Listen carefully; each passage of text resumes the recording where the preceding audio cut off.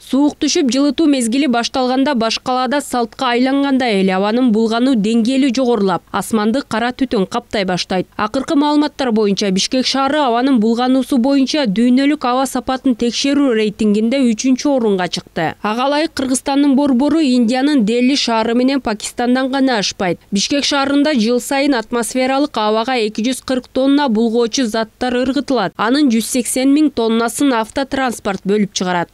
Тиги кургак, анан ысык, жылуу болушуна карата биз өзүбүз карап турабыз, чаң, пыль деп коебуз. Ошонун абанын составында кармалып турушу Бишкек шаары боюнча да 2 эседе өскөн да.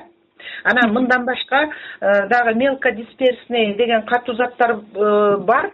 Албетте биз даже кээде терезелерди ачып койгондо, когда уборка жасаганда ошо катуу заттарды сезебиз да.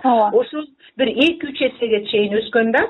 Адистердин айтымында абанын булганышына таасирин тийгизген негизги факторлор жылуулук электр борборунан, завод, фабрика, таштанды полигонунан чыккан заттар жана автоунаалардан чыккан уулуу заттар болууда. Мамлекеттик экотех инспекциясы Бишкек шаарындагы автотранспорттардын дээрлик 40% экологиялык талапка жооп бербейт дейт.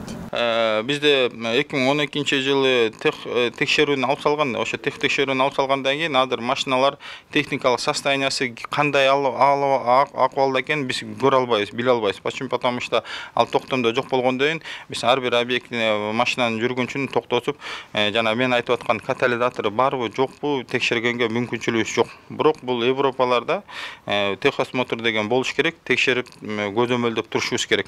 Себеби дегенде ошол бирден бир воздухту булгап аткан зат болуп эсептелинет.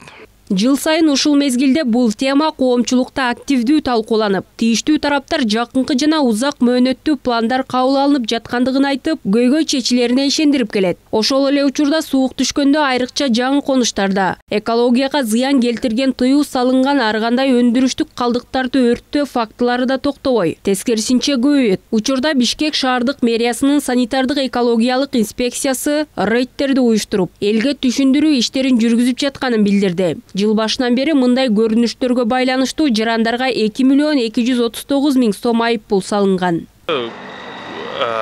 Мончолорду жанагы тигүүчү цехтердин калдыктары менен өрттөп, жылытып, элдерди да түшүрүп, жалбырак өрттөө жана өндүрүштүк калдыктарды өрттөө бул экинчи бөлүмүндө 71-чи берененин көргөзүлгөн. Бул боюнча 7,5 000 сом айыппул жеке жактар үчүн, ал эми юридикалык жактар үчүн 23 000 сом айыппул көргөзүлгөн. Ал эми экологдор элге айыппул салып коюу менен эле маселе чечилип калбастыгын айтышууда. Экологиянын начарлап кетүүсүнө бул жааттагы кадрлардын алгылыктуу иштей албай жаткандыгы да себеп. Ушу таштандылардын өзү кандай туура пайдаланыш керек, ошо зыяндыгын кандай азайтыш керек, бизде мыйзам бар, жакшы мыйзам бар. Ал мыйзам иштебей атат. Айлана чөйрөнү жөнүндө дагы мыйзам бар. Бизде 200дөн ашык нормативдүү акттар бар экологиянын тармагында. Бирок анын баары иштебей жатса, эми кээ бир жерде айтып калышат, мыйзам керек, мыйзам жетиштүү эмес деп. Мына азыр дагы жаңы көп инициатива чыгып атпайбы, пакеттерди мындай тыюу салалы.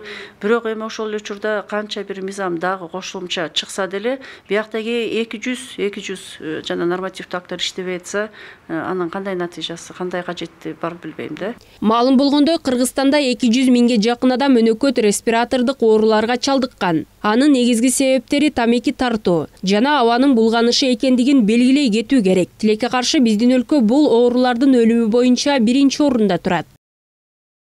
Тазагүл Эмилбекова, Гүлчоро Казымкулов, Нью ТВ.